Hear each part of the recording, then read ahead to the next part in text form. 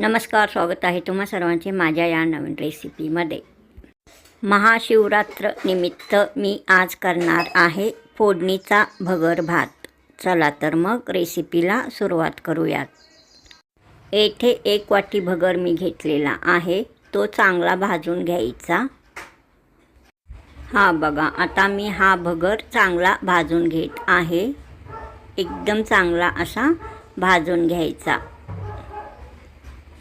हा फोडणीचा भात घट्ट दह्याबरोबर, ताकाबरोबर एकदम चांगला टेस्टी लागतो।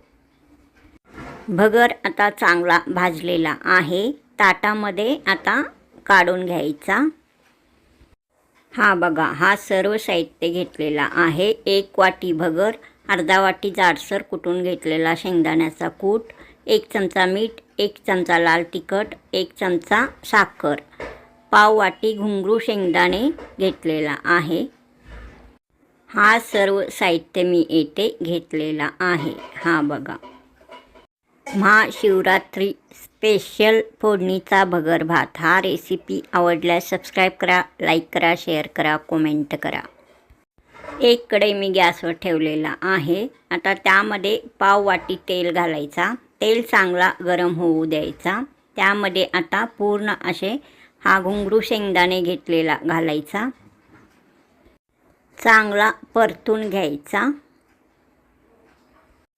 आता या फोडणीमध्ये 2 हिरव्या मिरच्या चिरून घ्यायचा, मग तो घालायचा। हा बघा, आता मी घातला आहे, चांगला परतायचा। आता यामध्ये 1 ग्लास पाणी घालायचा प्रथम। हा पाणी मी गरम करून घेतला आहे। हा बघा, आता दुसऱ्या वेळेस पण 1 ग्लास पाणी घालायचा, म्हणजे एकूण 2 ग्लास असा पाणी घालायचा, गरम पाणी घालायचा। याला आता चांगला उकळी येऊ द्यायचा। आता यामध्ये मीठ घालायचा, 1 चमचा मीठ मी घेतलेला आहे, तो घालत आहे। हा बघा, आता मीठ मी घातला आहे। लाल तिखट 1 चमचा घालायचा। आता जाडसर कुटून घेतलेला हा घुंगरू शेंगदाण्याचा कूट अर्धी वाटी घालायचा। हा साखर 1 चमचा घेतलेला आहे, तो पण आता यामध्ये घालायचा।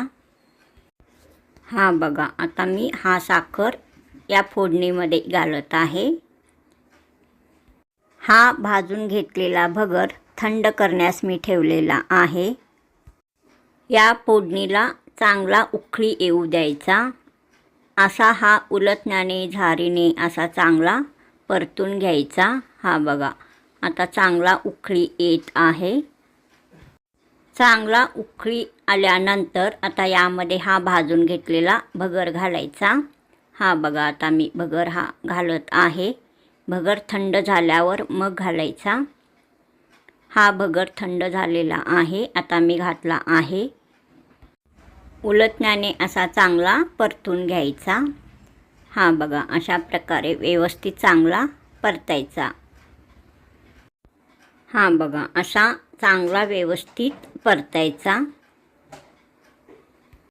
हा फोडणीचा भात आता चांगला शिजायला ठेवायचा, म्हणजे चांगला शिजवून घ्यायचा।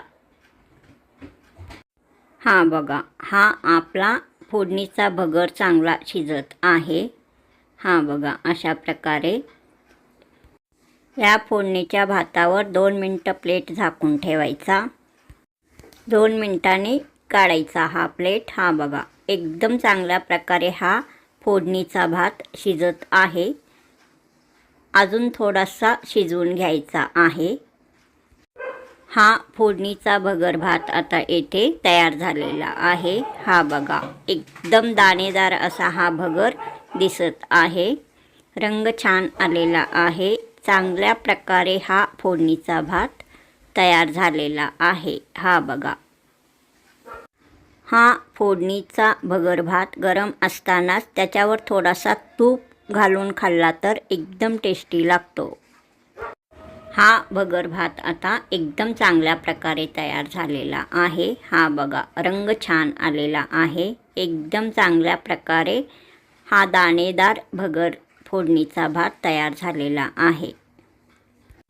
फोडणीचा भगरचा हा कढई आता खाली मी उतरवून घेत आहे। हा बघा, आता खाली ठेवलेला आहे।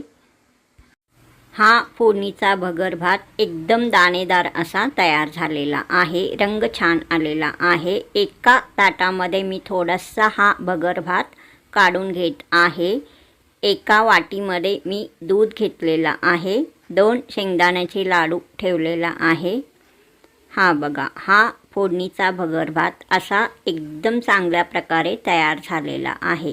हा बघा, रंग छान आलेला आहे. एकदम दाणेदार असा हा फोडणीचा भगर भात तयार आहे. फोडणीचा भगर भात हा रेसिपी तुम्हाला आवडल्यास सबस्क्राईब करा, लाईक करा, शेअर करा. परत भेटूया असाच नवीन रेसिपी घेऊन पुढील नवीन रेसिपीमध्ये. तोपर्यंत नमस्कार.